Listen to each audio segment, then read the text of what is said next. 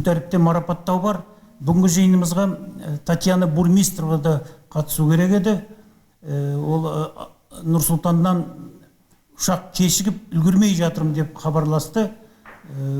Татьяна домбырамен келіп, тіпті айтып беретін бір жақсы бір өзінің бір сөздері бар еді.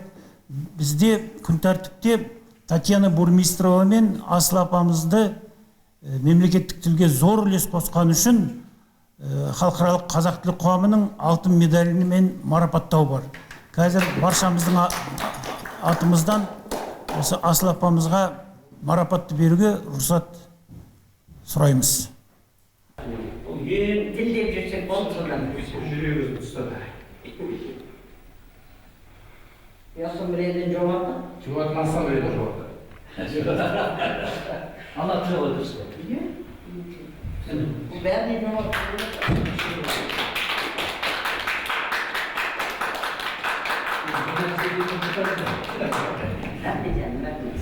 Енді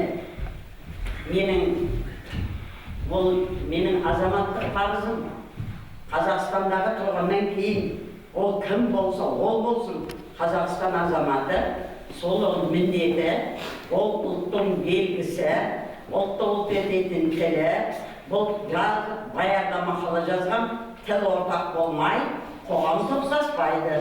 Ал бәрімізге ортақ, бәрімізге тіл, тән, ол қазақтың тілі. Ол қазақ тілі болғандықтан емес, топырақтың иесі де, киесі де қазақ болғаннан кейін сол тіл мемлекеттің тілі. Ал енді ол мемлекеттің тілі Қазақстан топырағын басып жүргеннің бәріне ортақ. Бәрі де біл. Бірақ ешкімнің жағасынан алып, сен мынаны білсең де біл, білмесең де біл деген адам жоқ. Ал өзіміздің баяғы белгілер айтып еді, бізге ар намыс қана жетіспейді деп. Сондықтан арлы да, намысты да болайық, еліміздің туын көкке көтеріп, тәуелсіздігіміз тұғырлы болсын да, тіліміз ғұмырлы болсын.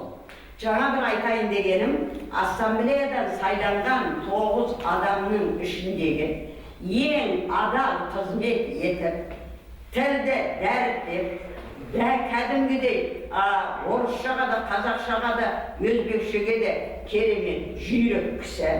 Ол мен барлығын былай қояйында, тек тұрған елінің тілін дәріптеп айтқан өзбек ағамыз бар еді ғой. Қалмаған. Одан басқа мен сол неде тұрғандардың, ассамблеядан сайланғандардың қайта сайлап жатыр.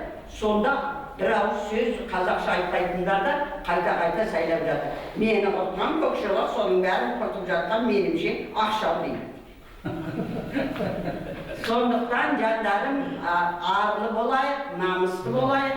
Қалмұратовқа сол кезде де айтқан, мен ерекше ризашылығымды білдіремін. Қойып отырған мына талап керемет, маған мынағанда рахмет, мен онсыз да халқымның ризашылығы менде, сол менің бар байлығым көкте құдай жеді.